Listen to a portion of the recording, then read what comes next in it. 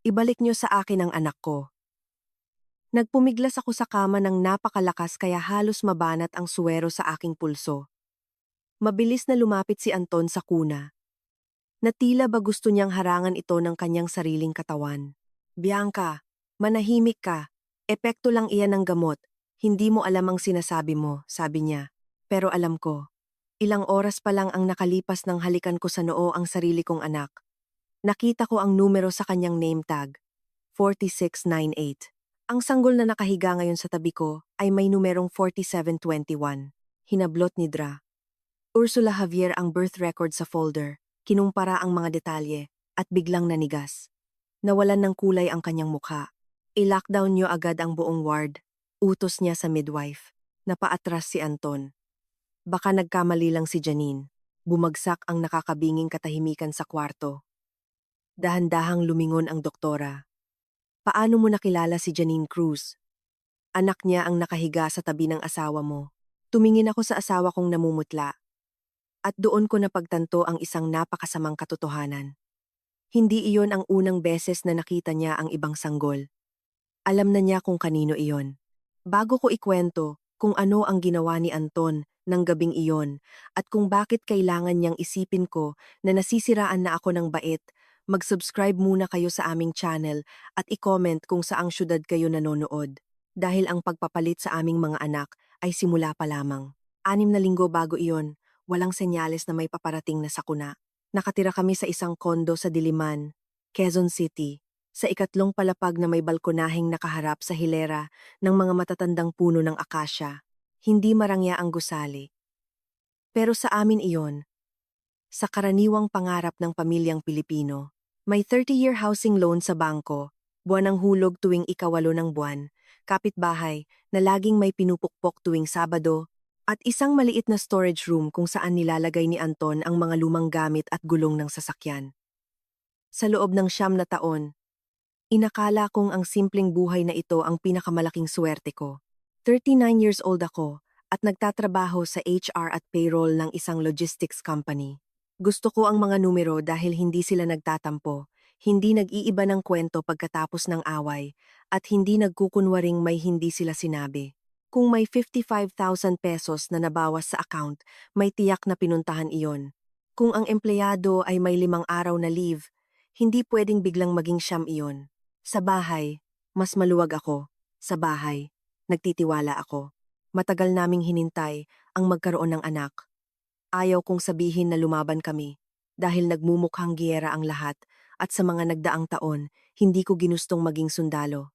May mga check-up, pagbisita sa doktor, mga buwan ng pag-asa, at 2 pagkakataon kung saan ilang linggo akong hindi makapasok sa bilihan ng mga gamit ng bata dahil sa pighati. Hawak ni Anton ang kamay ko noon. Ipinagtimpla ako ng kape at sinabing may panahon pa kami. Nang tuluyan nang naging maayos ang takbo ng pagbubuntis ko, naniwala akong tapos na ang pinakamasama. Nagbago rin si Anton. Akala ko noong una, para sa ikabubuti naging sobrang asikaso niya. Binabantayan niya ang schedule ng check-up, sinisilip ang hospital bag, at bumili ng car seat ng mas maaga kaysa sa plano. Siya pa mismo ang pumili ng pribadong ospital kung saan ako manganganak. May mga kakilala ako roon, sabi niya. Ayaw kong naghihintay ka sa hallway sa pinakamahalagang sandali. Doon, alam ko kung sino ang tatawagan. Hindi doktor si Anton.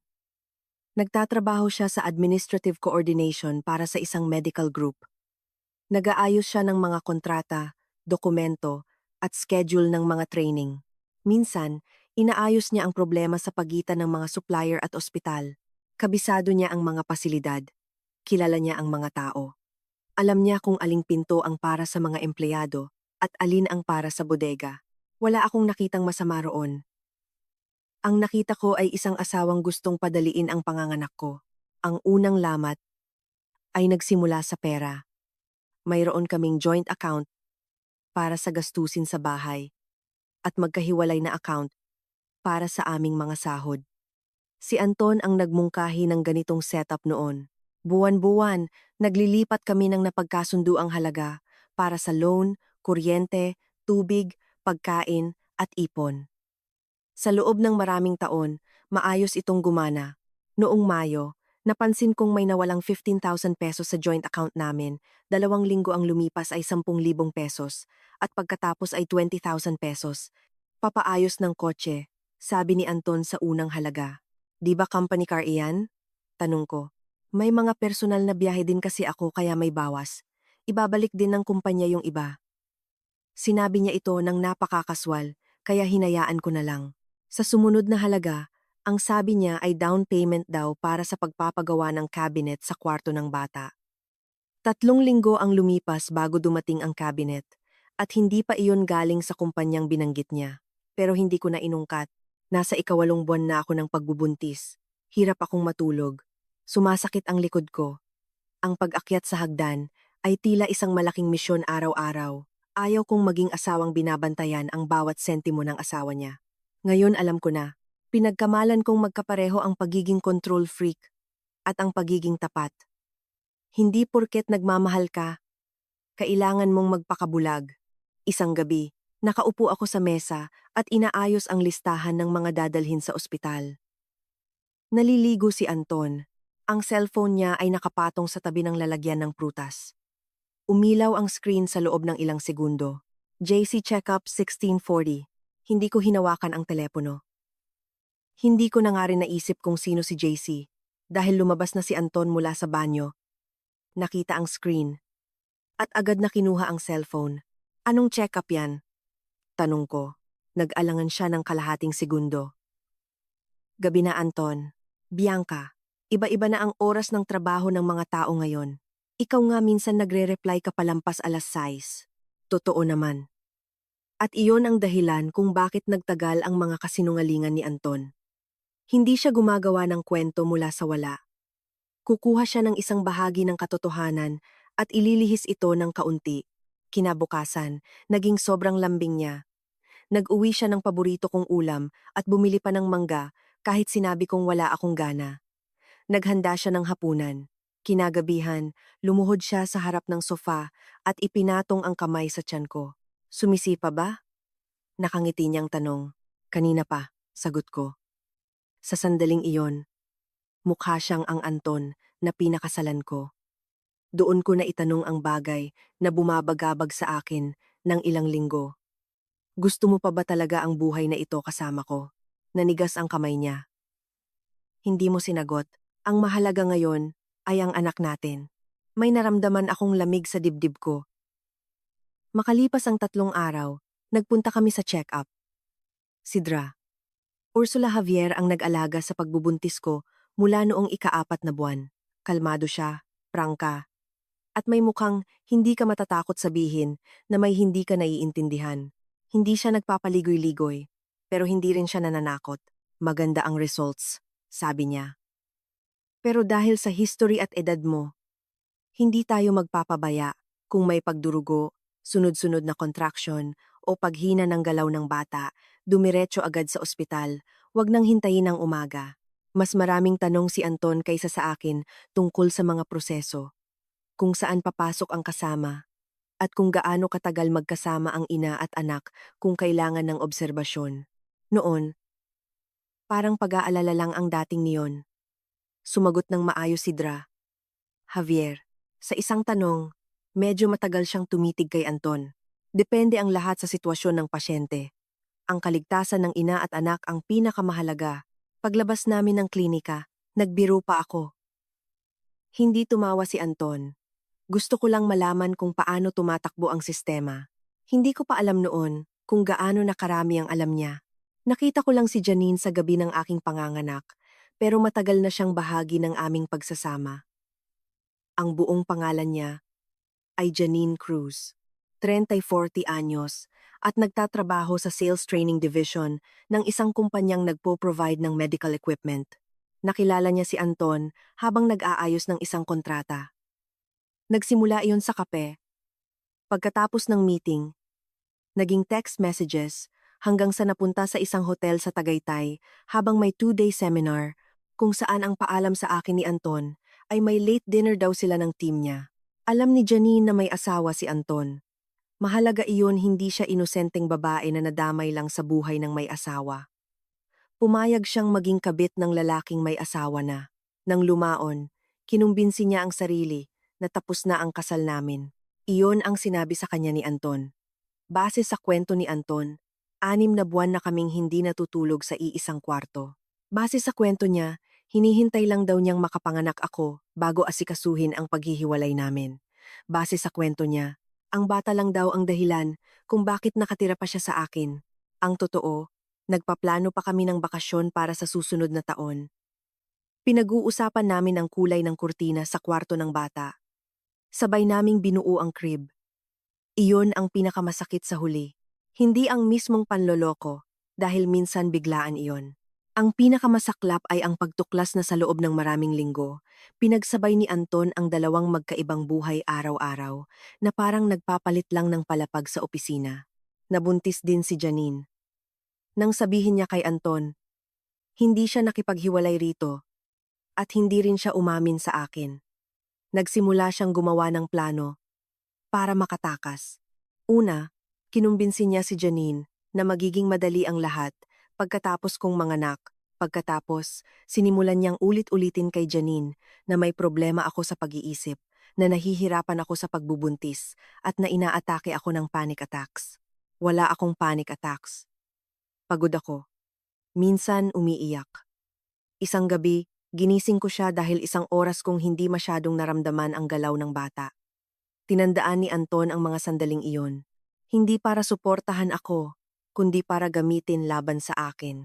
Hindi ko ito alam nang iimpake ko ang 2 pantulog, charger, mga dokumento, at isang maliit na cream na kumot na binili ng nanay ko.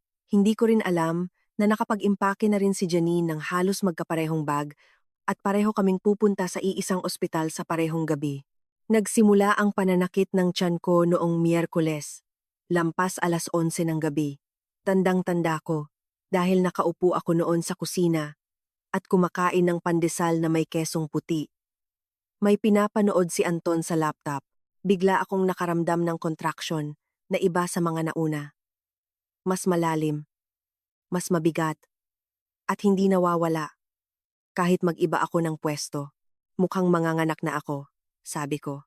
Sinarado ni Anton ang laptop nang mabilis na halos tumunog sa mesa. Sigurado ka ba? Hindi.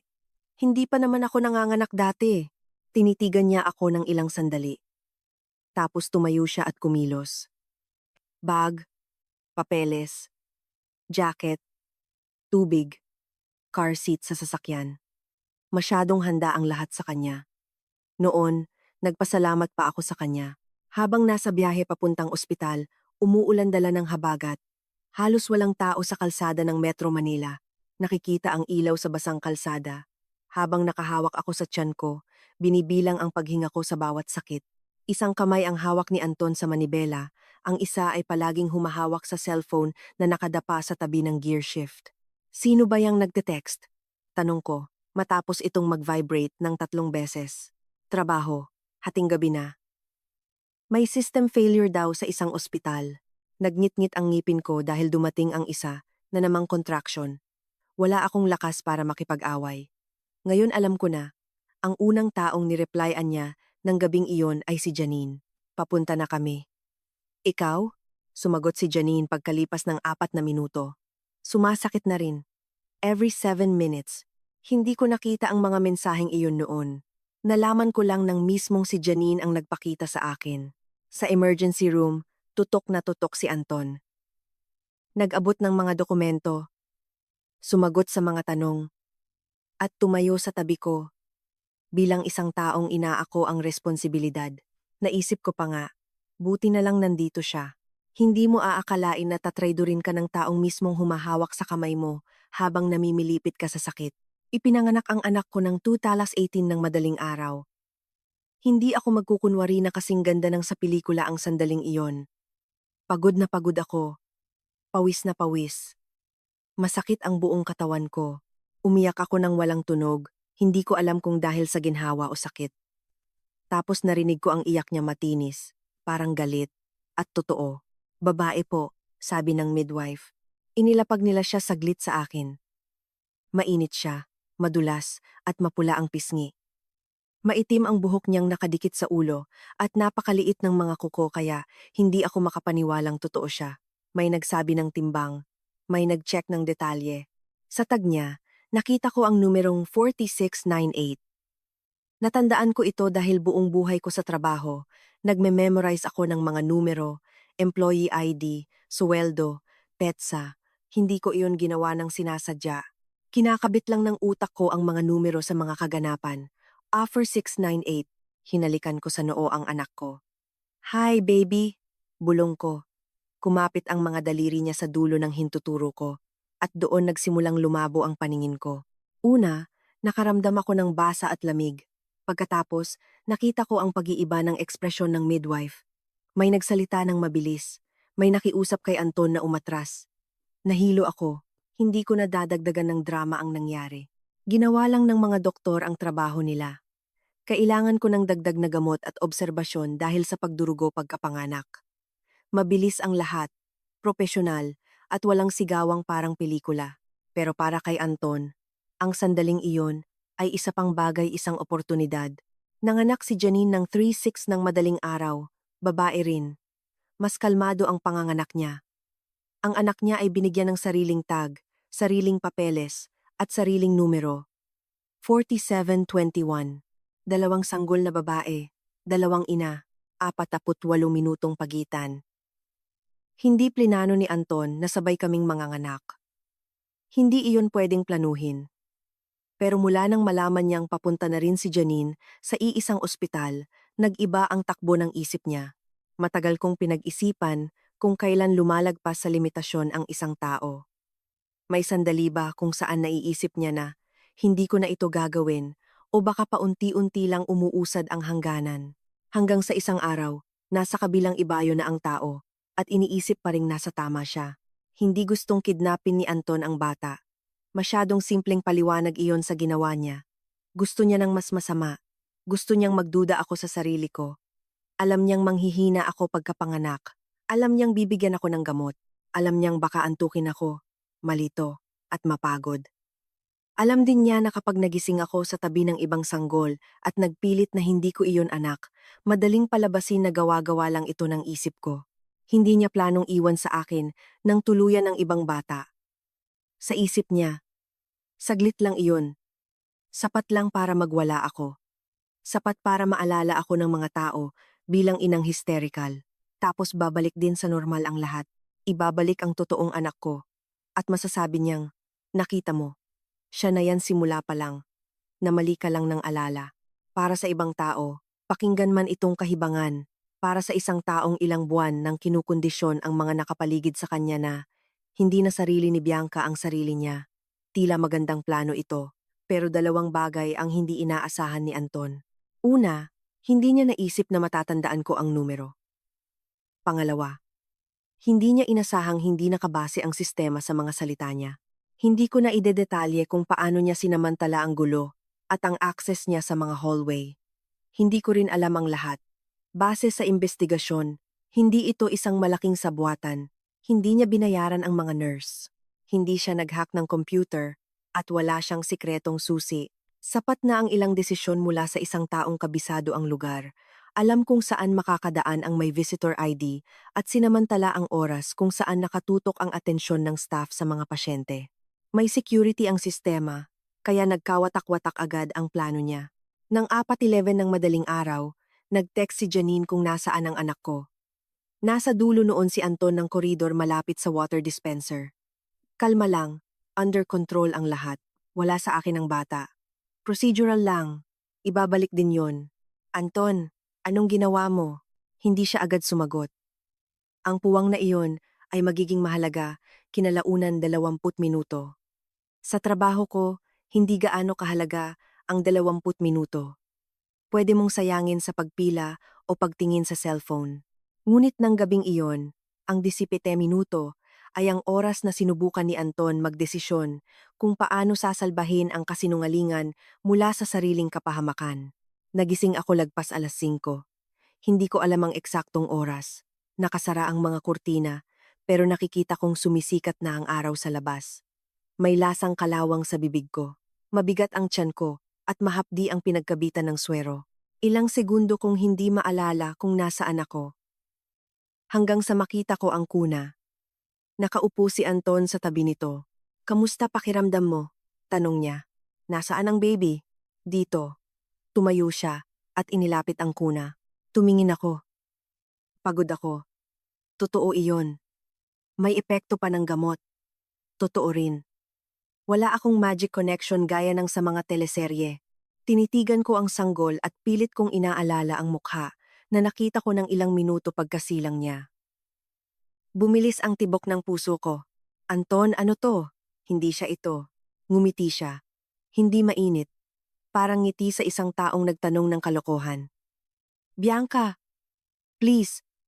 Tingnan mo ang tag niya. "Bakit?" "Tingnan mo." Ako na mismo ang yumuko. 4721. Ilang sandali ko lang pinagmasdan ang mga numero. 4721. Hindi ko siya anak, sabi ko. Bumuntong hininga si Anton. "Pagod na pagod ka lang, Bianca. Baka nagiging praning ka lang dahil sa epekto ng gamot. Hindi ako nagkakamali. Bianca, dinugo ka. Binigyan ka ng gamot. Talaga bang gusto mong pagtalunan pa natin ang mga numero ngayon?" Tinaas niya ng bahagya ang boses niya. Sakto lang para may makarinig sa labas ng kwarto. "Hindi rin iyon aksidente. Ibalik niyo sa akin ang anak ko." Sigaw ko. Pumasok ang midwife. Lumingon si Anton sa kanya. Punong-puno ng pag-aalala ang mukha. "Sorry po." Masyado siyang kinakabahan. May mga ganitong moment siya noong buntis pa siya. Nanigas ako. "Mga ganitong moment?" "Wala akong ganitong moment." Tumingin muna ang midwife sa akin, bago sa bata. Ang numero. "Bianca," pigil ni Anton. "Tama na yan. Hayaan niyo siyang magsalita, sir," sabi ng midwife. Iyon ang unang pangungusap ng gabing iyon, na nagbalik ng katinuan ko. Hindi niya sinabing tama ako. Hindi niya sinabing nagsisinungaling si Anton. Sinabi niya lang na tapusin ko ang sasabihin ko. Makalipas ang ilang minuto, dumating si Javier. Tiningnan niya ang mga detalye ko, ang dokumentasyon ng panganganak, at ang mga tag. Noong una, kalmado ang mukha niya. Tapos, humingi siya ng isa pang dokumento. Nagpalakad-lakad si Anton sa kwarto. "Hindi na po kailangan yan," sabi niya. "Dumaan lang po sa matinding gabi ang asawa ko." Baka hindi niya lang maalala. Hindi sumagot si Javier. Nagbasa siyang muli. Tumingin siya sa name tag. Tumigil ang daliri niya sa gilid ng folder. "Tawagin niyo si Zenaida Bautista." Utos niya. "Ano pong nangyayari?" Tanong ko. "May tinitingnan lang po kaming pagkakamali." Lumamang ng isang hakbang si Anton. "Pagkakamali? Anong pagkakamali?" "Baka nagkamali si Janine." Tumigil siya. Nakita ko ang sandaling iyon sa mukha niya. Ang mabilis na reaksyon na nagsasabing nadulas siya sa sarili niyang salita. Nag-angat ng tingin si Javier, paano mo nakilala si Janine Cruz?" Hindi sumagot si Anton. Ako ang sumagot. Katrabaho niya, kliyente. Kliyente, ulit ng doktora. Sa dokumentasyon ng batang ito, ang pangalan ng ina ay Janine Cruz. Hindi ko na maalala kung nalamigan o nainitan ako noon.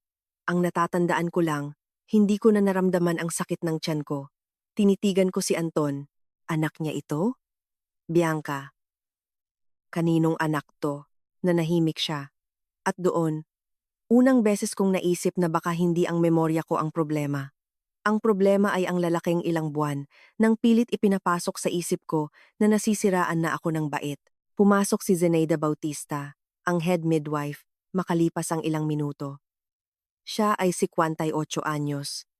May maikling buhok na may uban. At may boses na hindi kailangang sumigaw para makinig ang mga tao. Pinakinggan niya si Javier. "Mula ngayon, walang magtatanggal ng kahit anong tag, walang ililipat na bata na walang dokumentasyon, at walang papalitan na kahit anong record. Iimbestigahan natin ang lahat mula umpisa." Nagprotesta si Anton. "Pero mali lang yan sa proseso." "Posible naman, di ba? Kaya nga po namin titingnan." Sagot nito. "Nakagamot pa ang asawa ko. Ang kondisyon ng pasyente ay titingnan ng mga doktor. Ang pagkakakilanlan ng bata ay base sa papeles at proseso."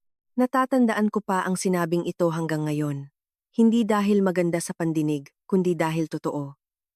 Sa unang pagkakataon, pinaghiwalay ng isang tao ang dalawang bagay na pilit pinaghahalo ni Anton. Ang nararamdaman ko at ang katotohanan. Pwedeng nanghihina ako, pwedeng nanginginig ako, pwedeng umiiyak ako. Pero wala sa mga iyon ang makakapagpabago na ang 4721 ay hindi 4698. Dinala si Janine sa hiwalay na kwarto nang bumuti ang kondisyon niya. Sa isip ko noon, siya na ang lahat ang babae sa telepono ni Anton, ang ina ng batang nasa tabi ko, at ang taong marahil mas nakakakilala sa akin kaysa sa pagkakakilala ko sa kanya. Nang pumasok siya, nakita ko lang ang isang pagod na babaeng nakasuot ng damit pang ospital. Gulo-gulo ang buhok at walang makeup. Maingat siyang maglakad, gaya ng sinumang babaeng kakapanganak pa lang. Hindi siya mukhang kontrabida mula sa aking imahinasyon. Mas nagalit ako dahil dito. Bihira lang bigyan tayo ng totoong buhay ng komportableng kontrabida. Tumingin si Janine kay Anton, hindi sa akin. Nasaan ang anak ko? Inaayos na nila. Sagot niya. Ikaw ang tinatanong ko. Janine, hindi ngayon. Ngayon na. Doon lang siya tumingin sa akin. Nagkatitigan kami ng isang segundo. Ikaw si Bianca? Tanong niya. At ikaw yung kliyente? Pumikit si Anton. Mas mabilis na naintindihan ni Janine ang lahat. Sinabi niya sa'yo. Na kliyente ako? Hindi ako sumagot. Humarap siya kay Anton. Sabi mo, kalahating taon na kayong hiwalay. Naramdaman kong may gumuho sa loob ko, pero hindi pa drama. Hindi ako sumigaw, wala akong ibinato. Basta tumigil sa panginginig ang mga kamay ko. Kalahating taon? Tanong ko. Humakbang si Anton papalapit sa akin. Bianca, huwag mo siyang pakinggan ngayon. Masyado lang siyang kinakabahan. Huwag mo akong hahawakan. Tumigil siya. Simpleng pangungusap. Ang unang limitasyong inilagay ko matapos ang mahabang panahon. Pinatigil ni Dra. Javier ang pag-uusap. Sinabi niya na sa sandaling iyon, ang pinakamahalaga ay malaman ang pagkakakilanlan ng mga bata at ang kaligtasan naming dalawang ina. Makakapaghintay ang mga personal na isyu. Umiyak si Janine hindi dahil kay Anton, kundi dahil sa anak niya. At doon, kahit galit na galit ako, nakita ko ang isang bagay na ayaw kong makita. Natatakot din siya. Hindi ko pinatawad ang pagtataksil niya. Hindi ko iyon ginawang tama, pero hindi ko pwedeng ipagkaila na mahalaga rin ang koneksyon niya sa anak niya. Nagsimulang balikan ng staff ang mga nangyari ng gabing iyon. Sinuri nila ang oras, ang mga tag, ang mga record sa paglilipat ng mga sanggol. Hindi agad available ang lahat, hindi ito malalaman sa loob ng 5 minuto. Walang naglabas ng CCTV na sakop ang buong nangyari. Isang mabagal at nakakainip na proseso ito kaya alam mong totoo. Pinalabas ni Zenaida si Anton sa kwarto, matapos nitong ikatlong beses na sabihing maaayos ang lahat nang walang iskandalo. Hindi po kayo ang magdedesisyon kung gaano kalalim ang investigasyong gagawin, sabi niya. Ako ang ama. Lalo pa pong dapat niyo na ising lumabas ang katotohanan. Nagngalit ang panga ni Anton. Lumabas siya nang walang sabi.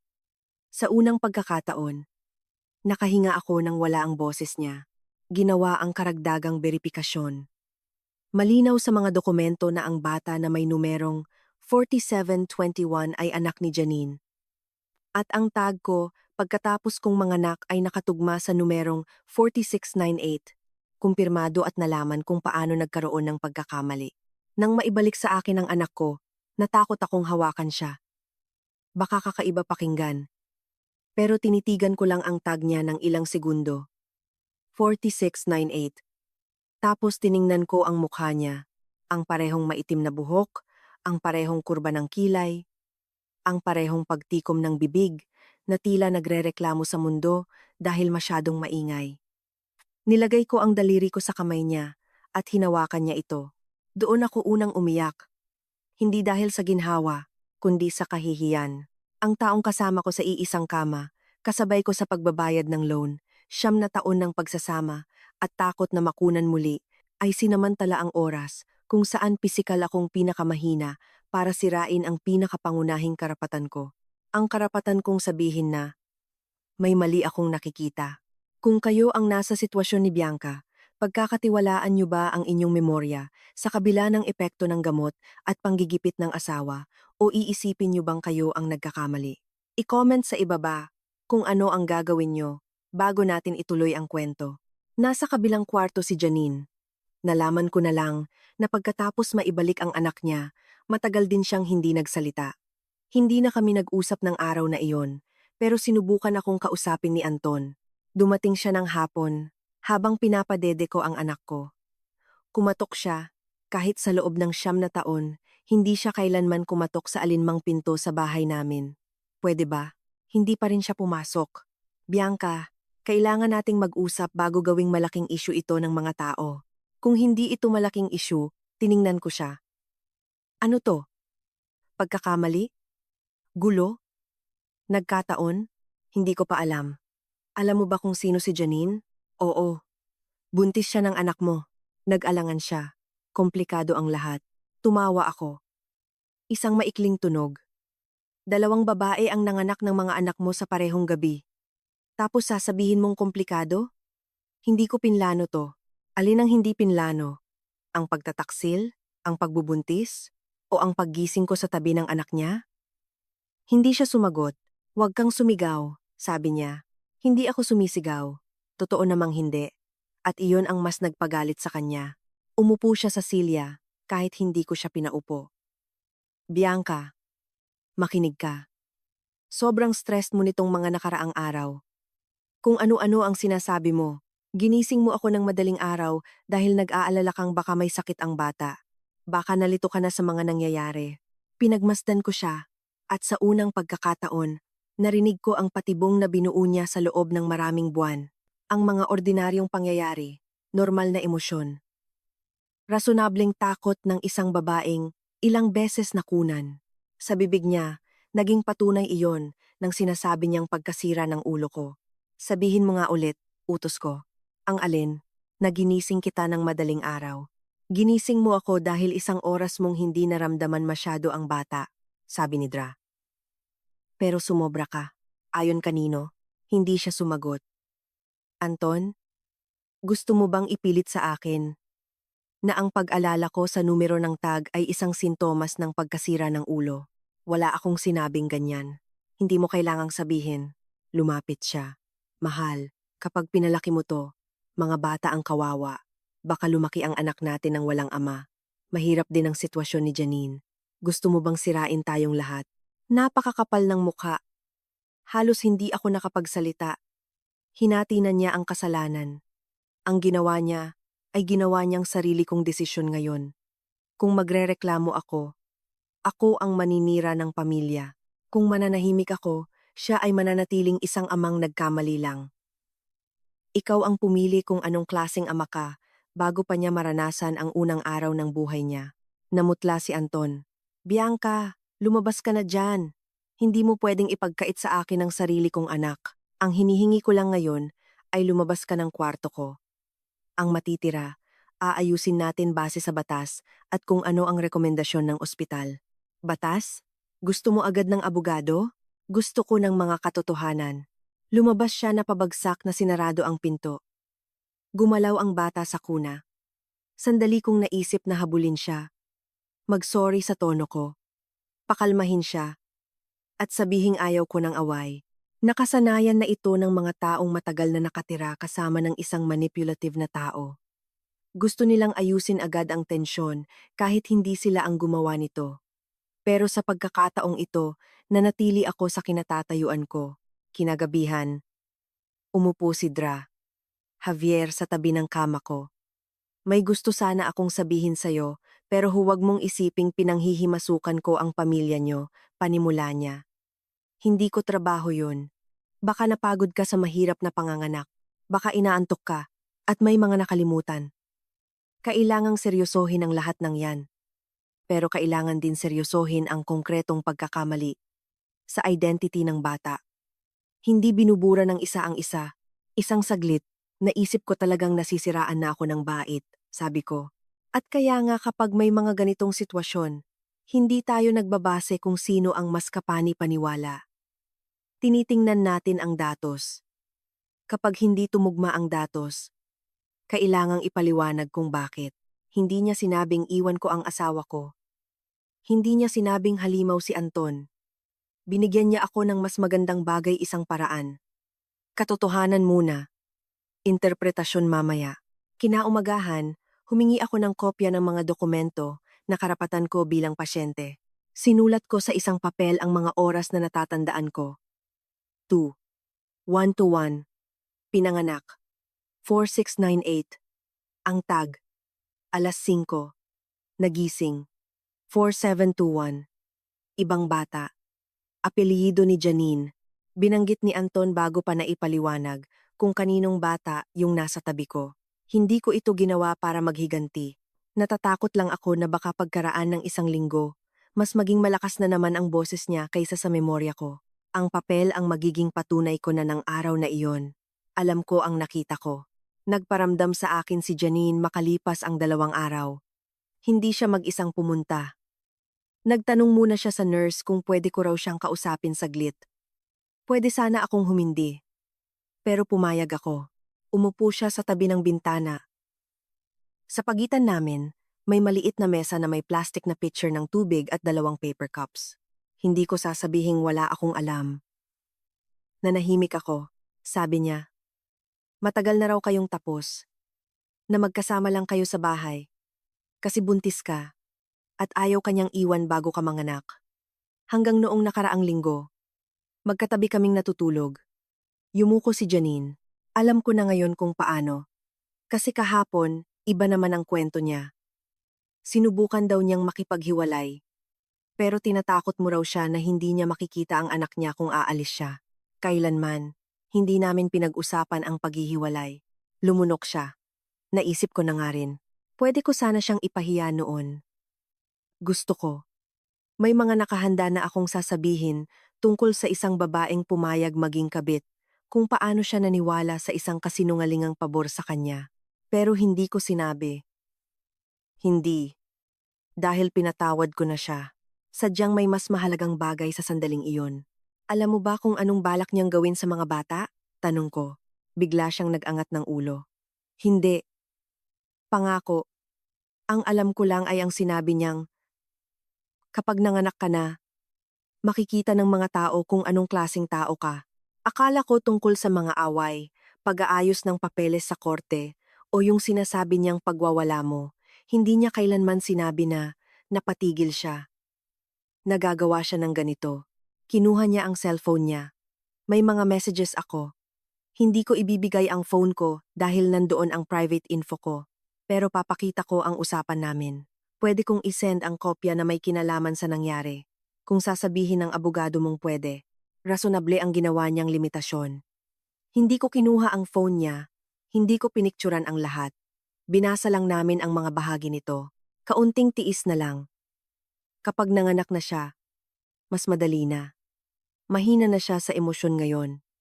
Kapag nagwala siya, makikita ng mga tao.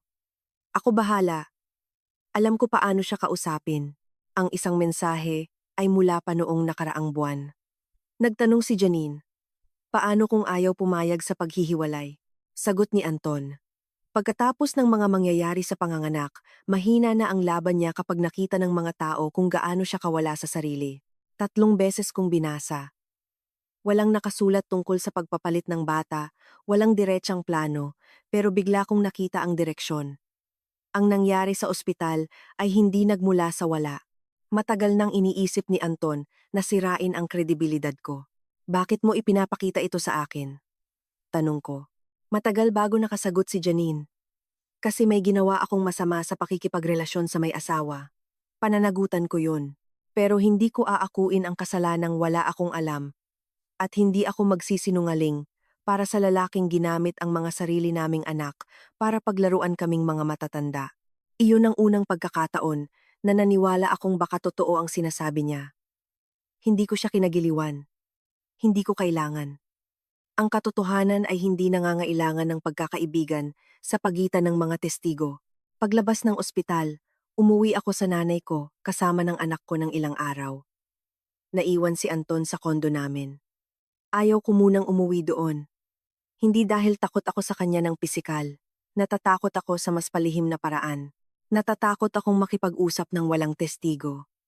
Natatakot akong baka sa loob ng 3 oras, na pagsasalita niya, sisihin ko na naman ang sarili ko.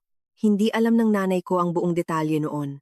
Sinabi ko lang na may malaking problema kami ni Anton at kailangan ko ng kapayapaan. Hindi na siya nagtanong pa. Isang paraan din iyon ng pagrespeto. Hindi lahat ng nasasaktan ay kailangang ikwento ang buong istorya agad para lang makakuha ng ligtas na lugar. Sa ikatlong araw ko doon, umupo ako sa mesa ng kusina. Bitbit ang laptop. Tulog ang anak ko sa stroller. Binuksan ko ang online banking. Sa loob ng 9 na taon, hindi ko chinecheck ang mga gastos ni Anton na parang auditor. Ngayon, hindi ako naghahanap ng iskandalo. Gusto ko lang makita ang sarili kong pera. Nakakita ako ng 250,000 pesos na nailipat at nabayaran na hindi ko matukoy para saan sa aming bahay sa loob ng 7 buwan. Iwang Uchien, Liangwan Liangchen, Uchien, Iwan Liangchen, Samang Uchien. Ang mga halagang kapag tingnan mo, ng isa-isa ay ordinaryo. Pero kapag pinagsama-sama, ibang kwento na ang sinasabi. Ang iba napunta sa short-term rental, ang iba sa bilihan ng mga gamit ng bata na wala naman kaming binibili. May isang resibo ng down payment para sa isang apartment sa kabilang dulo ng syudad. Tumawag ako sa bangko at nagtanong lang tungkol sa mga bagay na may karapatan ako bilang co-owner ng account. Hindi ko sinubukang pasukin ang personal niyang account. Hindi ako nanghula ng password. Hindi ko sinubukang lagpasan ang security. Pagkatapos, pinalitan ko ang mga password ko sa bangko at email. Hindi dahil may gusto akong itago, kundi dahil sa unang pagkakataon, gusto kong alam ko kung sino ang may access sa buhay ko. Nahanapan ako ng katrabaho ko ng abogado. Siya ay si Attorney Elena Macalintal, isang abogada para sa mga kasong pampamilya. Nagkita kami sa isang maliit na opisina malapit sa EDSA, walang malalaking bintana, at walang mga sekretaryang nakauniporme. Sa mesa, may lalagyan ng ballpen at tissue box. Dala ko ang papel na may timeline ng pangyayari. Binasa ni Elena ng isang beses. Tapos inulit. Anong gusto mo? Tanong niya. Handa ako sa tanong na iyon, pero noon ko lang nakuha ang sagot. Una, ayaw kong may magdikta na sa kung ano ang naaalala ko. Binaba ni Elena ang papel. Magandang simula yan. Pero sa batas, paghihiwalayin natin ito sa ilang bahagi. Ang kaligtasan ng bata, karapatan mo bilang ina, ang kasal ninyo, pinansyal, at lahat ng ipapaliwanag ng mga autoridad sa nangyari sa ospital. Hindi natin pwedeng pagsama-samahin to. Biglang nawala ang kaba ko. Ilang linggong ginagawa ni Anton ang kabaligtaran. Pinagsama niya ang emosyon at katotohanan, ang aming anak sa aming kasal, ang pagtataksil niya sa sinasabi niyang stress, at ang pera sa bahay. Pinaghiwalay naman ito ni Elena, parang pag-aayos ng kwarto, pagkatapos ng bagyo. Sa mga sumunod na linggo, hindi bumilis ang mga proseso. Mabuti iyon. Nagkaroon ng internal investigation ang ospital. Kinuha nila ang mga dokumento, tiningnan kung sino, at kailan nakapasok sa mga restricted na lugar. Sinuri ang mga access log kung saan available, pati ang mga CCTV footage sa koridor.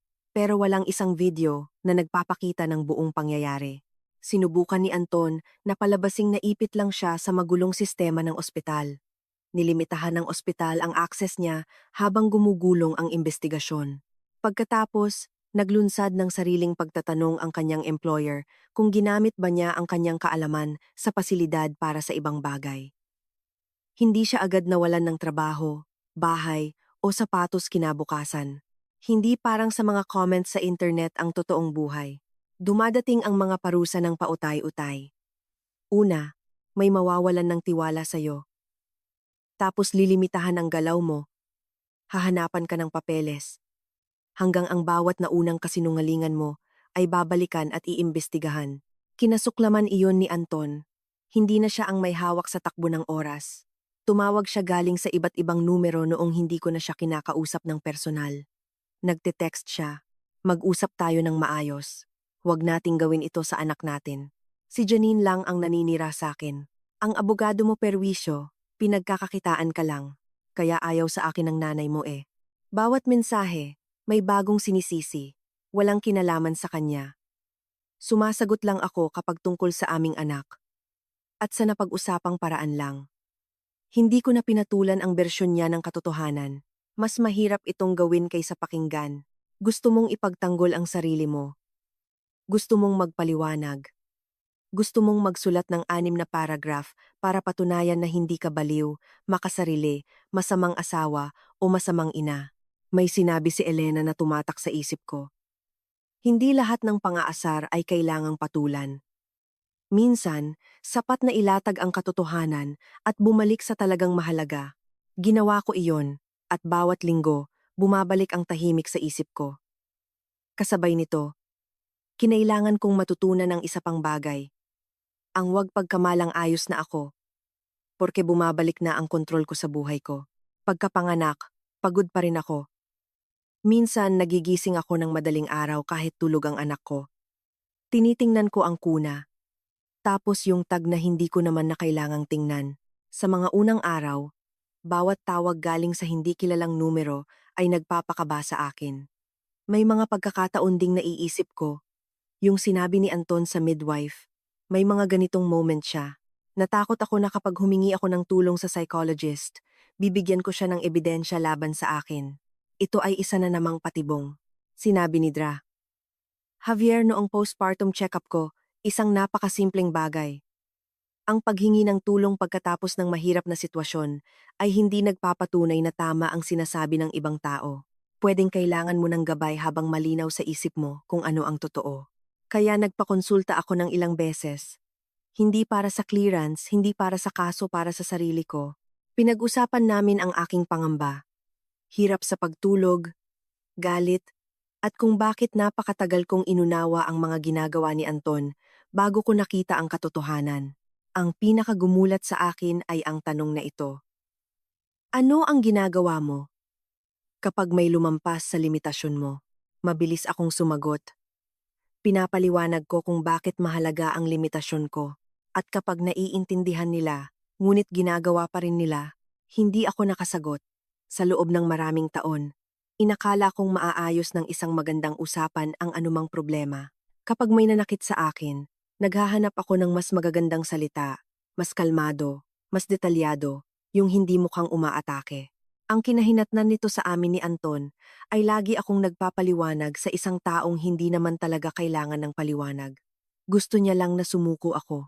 Kaya nag-aral akong gumamit ng mas maiikling salita. Hindi ako pumapayag. Pakikausap ang abogado ko tungkol dyan. Susunduin ko ang anak natin sa tamang oras. Nasagot ko na yan. Noong una, naramdaman kong parang ang sama ko. Hanggang sa naintindihan kong hindi parusa ang limitasyon. Isa itong impormasyon tungkol sa kung ano ang papayagan ko sa sarili kong buhay. Tumigil na rin ang nanay ko sa pagtatanong kung baka pwede pa kaming magkaayos. Hindi dahil pinagtatanggol niya si Anton noon. Kabilang lang siya sa henerasyong naniwalang bawat kasal ay pwedeng isalba kung mag-uusap lang ng maayos. Isang gabi, siya na mismo ang nagsabi, hindi mo pwedeng idaan sa maboteng usapan ang isang bagay na ginagamit mismo ng kausap mo para baliktarin ka. Tumama sa akin ang pangungusap na iyon. Kaya noong pinatawag kami para linawin ang mga nangyari noong gabing iyon, hindi ko na naramdaman na parang kailangan kong kumbinsihin ang buong kwarto na hindi ako nababaliw. May dala akong dokumento, may sariling memorya ako, at may mga taong ang trabaho ay suriin ang mga katotohanan. Hindi sa gipi ng kasal ko. Sa unang pagkakataon, alam kong sapat na iyon. Ang pinakamahalagang meeting ay ginanap halos 7 linggo pagkatapos kong manganak.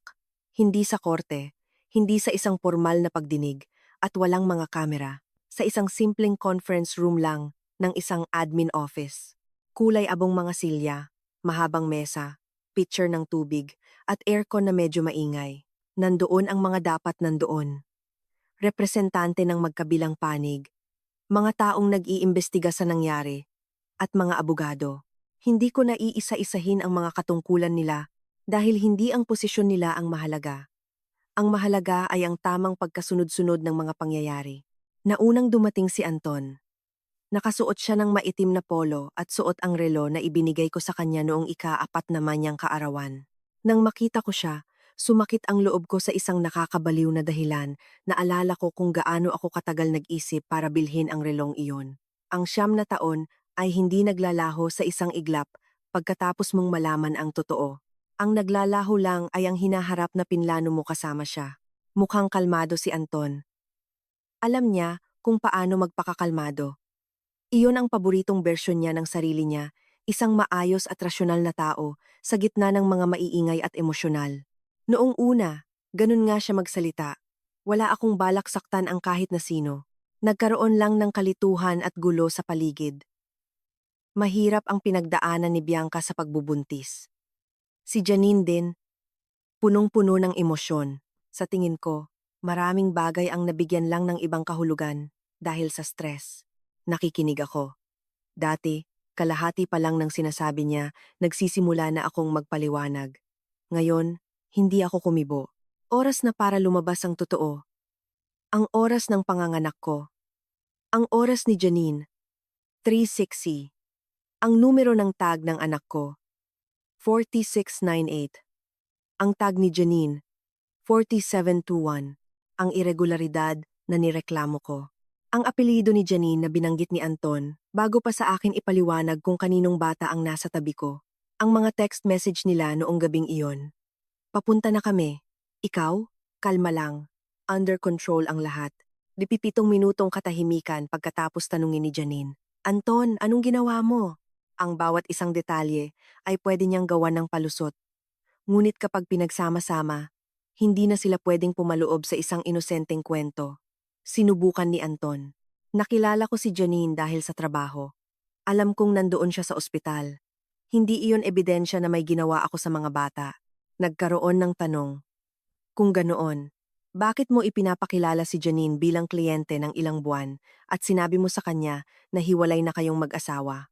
Personal na bagay iyon, sagot niya. Tapos bumalik siya sa kondisyon ko. Si Bianca. Sobrang sama talaga ng pakiramdam noon.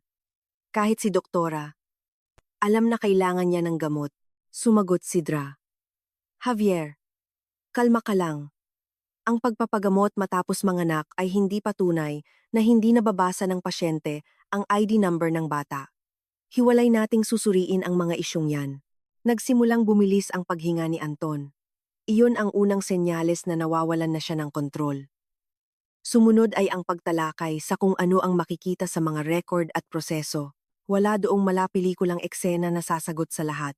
Puro piraso lang, mga oras, presensya, hindi nagtutugmang impormasyon, pahayag ng staff, at kung saan pwede at hindi pwedeng pumunta si Anton. Nang inilapag ang bawat piraso sa tabi ng isa pa, nagsimulang gumuho ang kwento niya. Hindi dahil may sumigaw, kundi dahil hindi sumang-ayon ang oras sa mga kasinungalingan niya. Pinalitan ni Anton ang kwento niya. Una, sinabi niyang hindi niya hinawakan ang kuna. Tapos, baka raw may tinulungan siyang iusad ang isa sa pakiusap ng staff. Tapos, hindi na raw niya maalala ng malinaw dahil sa sobrang kaba. Bumulong sa akin si Elena, halos walang boses. Si Anton na ang sumisira sa sarili niya. Sa isang punto, tumingin siya kay Janine. Nakaupo si Janine sa kabilang dulo ng mesa. Hindi kami nagpapansinan. Sabihin mo sa kanila. Pakiusap ni Anton sa kanya. Alam mong wala akong planong saktan kahit sino. Alam mo ang nangyayari sa amin ni Bianca. Nabasa mo ang mga messages ko. Inilapag ni Janine ang mga kamay sa mesa. Nabasa ko nga, kaya andito ako. Yani na. Hindi na ako magsisinungaling para sa isang lalaking ginawang kasangkapan ang sarili niyang mga anak. Nanigas si Anton. Walang palakpakan, walang nagtagumpay na musika. May nag-urong lang ng papel sa mesa. At ang pagaspas nito ay mas malakas pa kaysa sa lahat ng nangyari bago nito. Tumingin sa akin si Anton. Sa mata niya, sa unang pagkakataon, walang pag-aalala, galit o pagmamalaki. Ang nandoon ay paghingi ng tulong hindi patawad, kundi kaligtasan mula sa mga kasalanan niya. Sa loob ng 9 na taon, madalas ko siyang sagipin sa maliliit na bagay. Nagpapadala ako ng pera kapag nakalimutan niyang magbayad. Pinagtatakpan ko siya sa mga magulang ko kapag na-late siya. Ako ang namamalengke kapag pagod siya sa trabaho, nag-aayos ng schedule niya. Ang reaksyong iyon ay nanatili pa sa akin sa loob ng 1 segundo. Tapos, nawala. Wala akong sinabi. Hindi natapos ang kaso ng araw na iyon. Kailangan ding maging malinaw iyan. Walang iisang kwarto kung saan sabay-sabay kang mawawalan ng trabaho, kasal, reputasyon, at karapatang ipaliwanag ang sarili mong kwento. May iba't ibang proseso, desisyon, at deadline. Tinerminate ng kumpanya ni Anton ang kontrata niya matapos mapatunayan sa kanilang investigasyon ang breach of trust at paglabag sa mga protocol ng ospital. Ang iba pang issue ay patuloy na iniimbestigahan ng mga awtoridad at abogado. Ang mga pampamilyang problema namin ay may sariling daloy. Hindi ko sinusubaybayan ang bawat galaw niya araw-araw. Ayaw ko. Hindi ko kailangan ng litrato ni Anton na nakatayo sa labas ng kondo namin para maramdaman kong nakuha ko na ang kontrol. Sapat nang tumigil na ako sa pagpondo ng mga kasinungalingan niya. Sa paghahati-hati ng mga nagastos at pag-aayos ng resibo, may lumabas pang maliliit na bagay. Isang gym membership na hindi naman para sa akin. Pambayad sa down payment sa apartment na hindi ko alam. 2 set ng gamit ng bata na binili sa pagitan ng 3 araw. Wala sa mga itong matatawag na malaking krimen. Pero bawat isa ay patunay ng isang desisyon. Sa loob ng ilang buwan, inaayos ni Anton ang buhay nila ni Janine, habang kinukuha mula sa akin ang perang para sana sa mga plano namin. Hindi nakitira si Janine sa kanya. Nalaman ko lang ito nang hindi sinasadya at hindi galing sa kanya. Tinapos na rin ni Janine ang relasyon matapos ang lahat. Hindi dahil naging magkakampi kami bigla, kundi dahil nakita niya ang taong pinagkatiwalaan niya sa isang sitwasyong hindi niya na mapangatwiranan. Naging limitado na lang ang aming pag-uusap sa ilang text message tungkol sa mga dokumentong kailangan ng abogado. Ang huling text niya ay 3 buwan pagkatapos kong manganak. Napasa ko na lahat ng hinihingi ng abogado mo. Hindi na kita iistorbohin. Gusto ko lang sabihin na alam kong nakasakit din ako sa'yo. Tinitigan ko ng matagal ang mensahe. Sumagot ako ng isang salita. Salamat. Hindi ko isinulat ang pinapatawad kita. Dahil hindi ko pa siya napapatawad. Baka hindi na kailangan kailanman. Pwede kang tumanggap ng pananagutan ng isang tao at kunin ang totoo niyang patotoo nang hindi na kinakailangang makipagkaibigan pa. Isa ito sa mga pinakamahalagang aral na natutunan ko sa mga nakaraang buwan. Hindi lahat kailangang magtapos sa pagpapatawad. Minsan, sapat na ang limitasyon. Nag-usap kami ni Anton ng masinsinan. Makalipas pa ang maraming buwan, sa isang pampublikong lugar noong maayos na ang ilang parte ng buhay ko. Binigyan ko siya ng 20 minuto dahil gusto kong marinig kung kaya niya bang bumuo ng isang pangungusap nang hindi ipinapasa ang sisi sa ibang tao. Hindi niya kaya. Hindi ko maintindihan kung bakit pinaabot mo pa sa ganito, sabi niya. Pwede naman nating ayusin. To tayong dalawa lang. Ang alin? Ang lahat. Ang nangyari. Nanahimik siya. Ang pera? Nag-iwas siya ng tingin. Ang mga bata? Gusto ko lang natigilan mong pahirapin ang lahat. At doon ko siya tuluyang naintindihan. Hindi ito tungkol kay Janine. Hindi rin tungkol sa paghihiwalay namin. Sa loob ng maraming taon, inakala ni Anton na ang ibig sabihin ng payapa ay walang kumokontra sa mga desisyon niya. Kung magtatanong ako, pinapahirap ko. Kung gusto kong malaman kung saan napunta ang pera, pinapahirap ko. Tinitigan ko siya at naramdaman ko ang isang bagay na dati ay kinakatakutan ko, ang pagkawala ng pakialam. Ang pinakamasaklap ay hindi ang pambabae mo, sabi ko. Ang pinakamasaklap ay yung ginagaslight mo ako at pinagmukha mong baliw para lang pagtakpan ang kalokohan mo. Hindi ko yan plinano na ganyan, pero ginawa mo pa rin. Tumayo ako. Bianca, taka lang. Hindi ko na siya hinintay. Malamig sa labas. Naghahanda na ang Quezon City para sa papalapit na tag-ulan. Nagmamadali ang mga taong may bitbit na bag. May nagbibisikleta. Tumunog ang jeep sa intersection. Hindi tumigil ang ikot ng mundo para lang sa problema ko. Nagpasalamat ako dahil doon. 7 buwan pagkapanganak, hindi pa rin perpekto ang buhay ko. Paunti-unti akong bumabalik sa trabaho. Minsan nasa online meeting ako na may 4 oras lang ang tulog. Minsan buong hapon kong iniinom ang iisang kape. 2 beses ininit tapos nakakalimutan sa ikatlong pagkakataon. Dinanas ng anak ko ang colic, unang sipon, at puyat na sa paglalakad lang sa labas nakakatulog. Hindi ako yumaman. Wala ring lalaking dumating para sagipin ako. Hindi ko kailangan ng tagapagligtas, kailangan ko ng sariling buhay. Pumapasok ang suweldo sa account na ako lang ang may hawak. Ang mga bayarin ay binabayaran ng tama, hindi base sa mood ni Anton. Ang mga dokumento ay nasa isang folder hindi dahil praning ako, kundi dahil sa kaayusan. Pero may isang bagay na pinakamahalaga. Isang umaga, nakatulog ang anak ko sa bisig ko malapit sa bintana. Tumama ang araw sa sahig na kahoy. Sa pasamano, nandun ang malamig kong kape. Ang cellphone ay nakataob sa malayo. Pinagmasdan ko ang mukha niya, hindi ang tag, hindi ang mga papeles, siya mismo, at sa unang pagkakataon, mula noong gabing iyon, wala akong chinek na kahit ano sa isip ko. Hindi ko kinumpara ang mga numero. Hindi ko binilang ang oras, at hindi ko narinig ang boses ni Anton na nagsasabing, "Epekto lang iyan ng gamot. Alam ko na kung nasaan ako at kung sino ako." Nagtitiwala na ako sa sarili ko.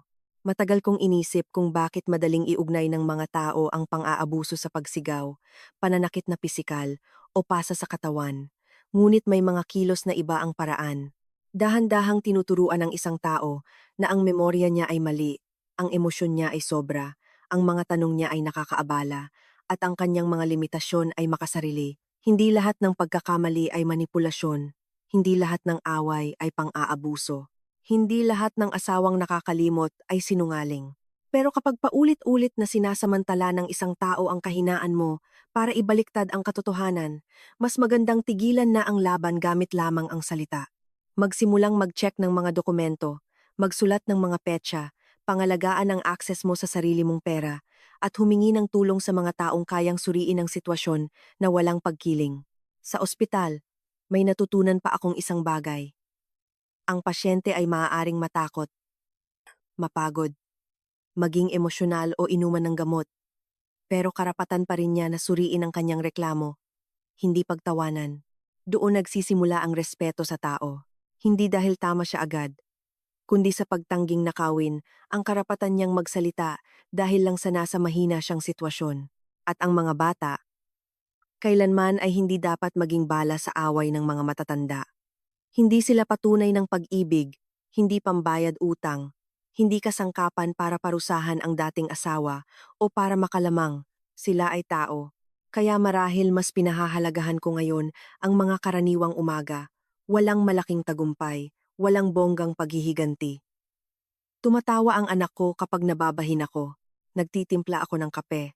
Minsan umuulan, minsan umaaraw, patuloy na dumarating ang mga bayarin.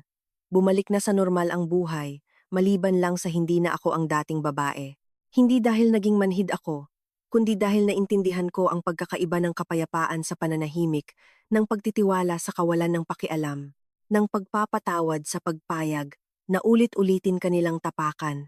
Kung nakarelate kayo sa kwentong ito, i-click ninyo ang like button, i-share ito sa isang taong nangangailangan makarinig nito, at mag-subscribe sa aming channel. I-comment din ninyo kung saan sa tingin nyo natatapos ang simpleng away at nagsisimula ang manipulasyon. Pwede rin kayong magtanong at magbahagi ng inyong karanasan. Minsan, ang isang tapat na pangungusap ang kailangan ng iba para mapangalanan ang problemang matagal na nilang nilalabanan.